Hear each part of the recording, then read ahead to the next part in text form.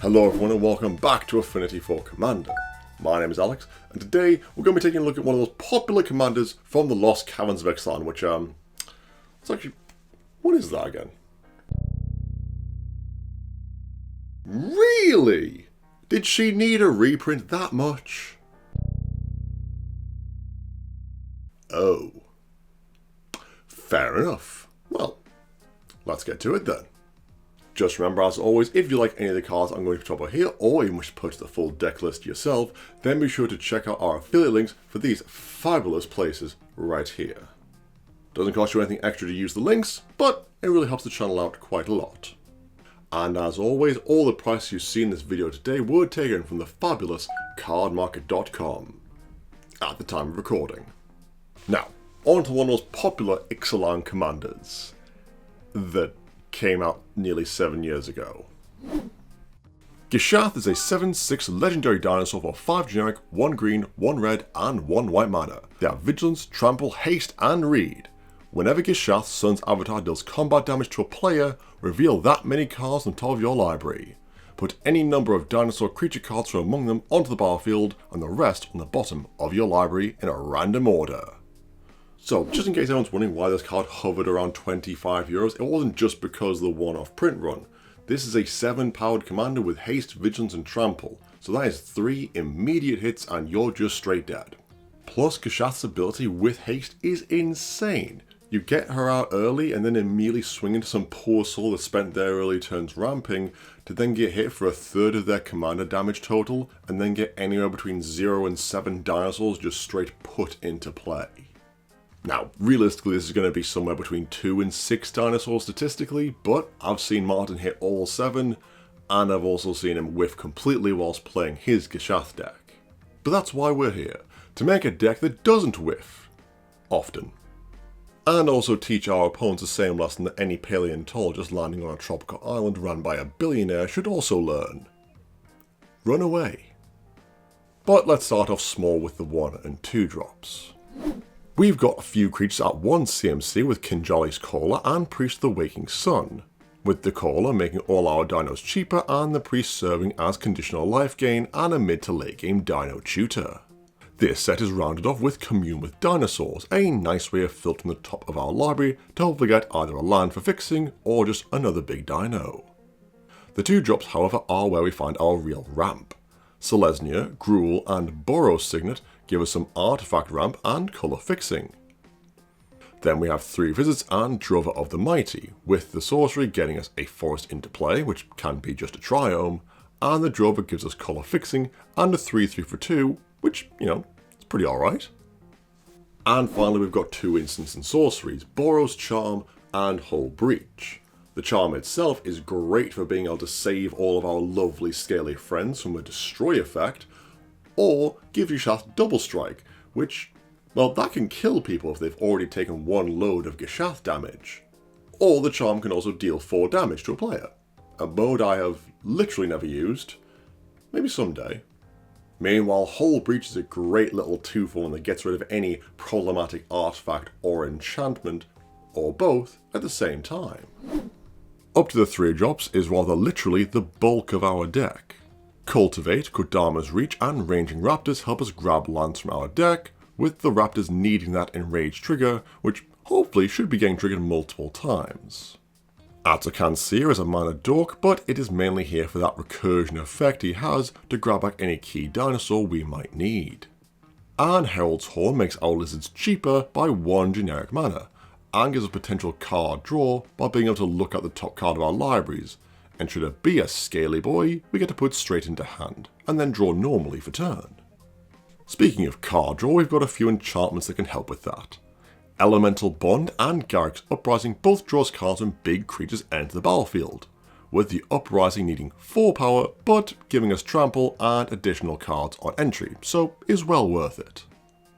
And fresh off a much needed reprint, Growing Rites of Itlamok should always be grabbing as a creature from the top, and then after 1 Gishath hit, we'll be flipping into Cradle of the Sun. And with this land, we can now assure away any mana concerns we might have for the rest of the game. Right, well I think that's quite enough setup. Let's actually take a look at some dinosaurs, and we've spared no expense. Kinjalo Sungwing is an annoying flyer that ensures that blockers for our commander's hasty swing are very limited. Rampaging Froststone stops any Allura or Heliod player in their tracks, and ensures that the Dino beats will not be healed away. Plus, it just kind of really messes up any token player's day, and I'm all here for that. Wayward Sawtooth is great for dropping lands early to be able to get out Gishath as soon as possible. Thrashing Bronzeton is a good 3-4 body that can destroy any artifact or enchantment that's becoming a problem later on in the game. And Tauron Mauler is technically a dinosaur, but that effect is just too good. Any spell your opponents cast makes it bigger, which is just ridiculous. At this stage we've got 2 new dinos from the caverns, which are Scytheclaw Raptor and Sunfrill Imitator. The Raptor is just an insane answer to spells, slinger or control decks. If you want to tutor or draw in another player's turn, sure, go ahead. But that 4 damage is going to add up. That is literally a 10th of your life total. Meanwhile, the Imitator, as far as I'm concerned, is our second copy of Gishath, as the Sunfrill still keeps its name, so they will not be affected by the legend rule, but still have the same effect, which, that's going to be a lot of dinos coming into play. Now, the last card I want to mention at the 3 CMC slot is this very weird tutor Congregation at Dawn, which in most other circumstances is just a bit of a weird creature tutor, but in Gishath is perfect, as we get to stack the top of our library to get whatever dinos we want, so when Gishath hits, we know exactly what we're getting into play. Moving on to the 4-drops, we've actually only got the 2 dinosaurs, but a lot more set up for the much steeper end of our curve.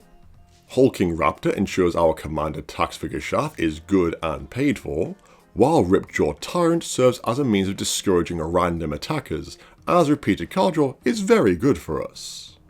We've then got Sky Shroud Claim and Knight of the Stampede to round off our ramping, and a card I absolutely love, Decimate. Now yes, it is highly conditional on there being one of each of these types of permanent out, but honestly I've never had an issue with casting this card, and it always just feels so great. And the last 2 cards of 4 CMC slot are Akroma's Will, which is a great means of protecting our board at instant speed, or if played with Gishath out and a normal looking board state, this can just straight kill someone. Protection from colours and double strike with lifelink to survive any crackback. Yeah, this card was €22 for a while for a very valid reason. Speaking of giving double strike, Summon to the Tested also gives this very important keyword, meanwhile also being able to get rid of any mana dorks from our opponents, and the ultimate is just, Entwined Tooth and Nail. And last I checked, Entwined Tooth and Nail is still broken. Up to the 5 drops now, and it's dinos as far as Ian Malcolm's eyes can see. Wrathful Raptors makes blocking even more painful for our opponents, and makes their Blasphemous Act look really, really bad. Trapjaw Tyrant to hopefully get around any indestructible creatures, or even make some good political plays. Hey, you want to attack me with that token? I'll block with this, we get rid of their indestructible creature. Cool, cool, cool, cool. Temple Altsor is used to prevent our dinos from taking unnecessary combat damage, but still lets that 1 through so that Enrage will still trigger. Regisaur Alpha not only comes with a friend, but giving our massive beatsticks haste just seems that little bit more brutal. Raging Swordtooth is an ETB token and elf killer, plus triggers all of our enraged dinos. And finally, the all-new Pantalaza Sun Favoured, and I said in our review of the Ixalan Face Commanders that I would prefer them to be in a Gishath deck, and I stand by that. Putting this into play with Gishath's trigger and then discovering for 4 is still insanely good, and we then get to do that each time a dino enters once a turn, which, yeah, it's still a very strong card. But if smashing face with massive dinos just isn't quite getting the job done, then cards like Overwhelming Stampede or Xenagos God of Revels might just be able to get you there, with the sorcery being able to overwhelm your opponents with that massive buff that it gives, which Xenagos can also do once a turn, but only on 1 creature. But he does then stick around and does it multiple times, so swings and roundabouts. Now on to 6 drop, and here we have the power, the unyielding, the devouring, the mighty, colossal Dreadmaw. Plus it's also got this other guy who, it's fine, just cards I guess. Other dinos we've got this mana value include Burning Sun's Avatar with an ETB double bolt effect. Regal Behemoth introduced the Monarchy into the game, but we benefit from this by having more than just card advantage but also double mana, which, considering how many of our dinos have Trample, being able to regain the crown shouldn't be too much of an issue. Atali Primal Storm is just one of those cards that every time I play it, it seems better. 3 additional cards that can be cast for free on an attack is insane, and I love the mono red advantage train. May it run forever. And our last 6 CMC dino is one we'll probably never cast for 6 CMC. It's Dinosaurs on a Spaceship, which, look, if you've never seen Doctor Who, I can't explain this card. It was a weird episode. But more importantly, when suspended, this card is giving us a 2/2 flying body every turn. And when it finally comes off suspend, that is an Anthem, Vigilance and Trample effect, which is a boatload of value for just one card. The only 2 non-creature cards at 6 CMC are Rishkar's Expertise, because drawing a lot of cards, then putting a card into play for free is always strong, and Armed and Dangerous, a versatile card that can be used for the pump effect and double strike, or if you don't have Gishath out and just want to rinse your opponent's board, use both to ensure all those precious little value engine creatures have to block the big, chunky, chompy dino. Now at the tippity top of our curve is where we've got our last big hitters. Thunder Spineback for Anthem and token producing effect. Verdant Sun's Avatar to gain so much life will make Oloro blush. Polyraptor because generating 5/5s on blockers is always funny. Wakening Sun's Avatar for a completely one-sided board wipe. The majestic Big Bird themselves in Zetalpa Primal Dawn. Galta Primal Hunger as literally just a big beefy beat stick. And finally, probably the only card I do not want to get off Gishath's trigger, Zakama Primal Calamity. I just really want to cast Zakama with Regal Behemoth and double mana, float tons, have it resolve, and then just make it everyone else's problem. But that does now bring us to the lands, and there are a few important ones to take note of. Castle Garenbrig for additional mana to get Gishath out early.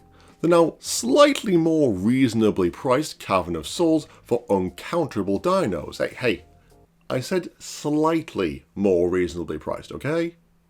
Kessig Wolf Run and Sunhome Fortress of the Legion both help to make commander damage a real possibility, with insane pump effects or some good old double strike. And lastly, to ensure Gishath is going to hit him for that last little bit of commander damage and get us more dinos into play, Rogue's Passage to make them unblockable, which I'm not entirely sure how Gishath's fitting through. Their dinos are not exactly known for their sneakiness, especially if you've not got a cup of water nearby anyway. Overall, I love Gishath. She is an immensely powerful, huge costed dino, and I wouldn't have her any other way. Her effect is bananas, you get such value from it, and it is very scary, especially when you just give her double strike out of nowhere.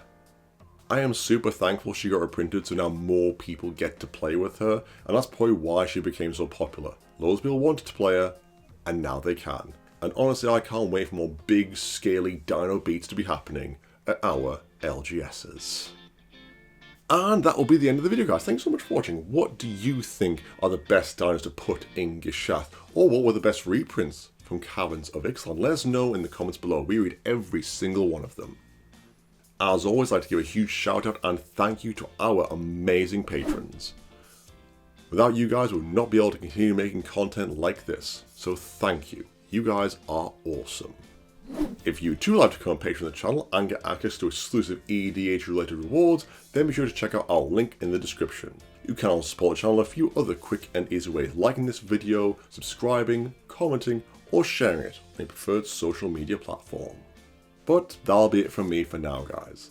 As always, I've been Alex, and I'll see you next time.